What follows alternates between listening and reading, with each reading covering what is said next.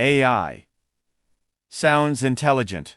That's the problem. It speaks clearly. It explains confidently. It answers instantly, and your brain translates confidence into competence. But AI does not understand a single word it says. It doesn't know what truth is. It doesn't know what meaning is. It doesn't know what you mean. It predicts the next word. That's it.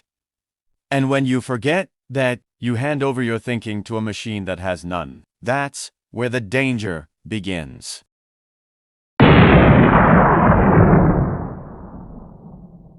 AI feels smart because it mirrors intelligence. It was trained on human knowledge, human arguments, human reasoning. So when it speaks, it sounds like us. But imitation is not cognition. It does not think. It does not reflect. It does not doubt. It calculates probability. And probability can sound convincing, even when it's wrong. The more fluent the response, the more your brain relaxes. That relaxation is the trap.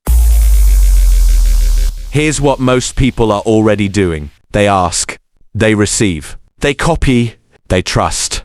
No verification, no critical thinking, no intellectual friction. When AI becomes your shortcut, your thinking weakens. And when your thinking weakens, you become dependent, not on intelligence, on automation. The future will not be divided by who uses AI. It will be divided by who still thinks while using it. AI is not replacing intelligence. It is amplifying clarity. If your input is shallow, your output will be shallow. If your reasoning is sharp, AI becomes leverage. The tool multiplies the operator. That means weak thinkers get faster weakness. Strong thinkers get faster results. AI exposes you. It doesn't elevate you automatically. That's why understanding its limitation is more important than learning its features. AI does not understand you. That makes you responsible. If you let prediction replace judgment, you shrink. If you use prediction to sharpen judgment, you grow.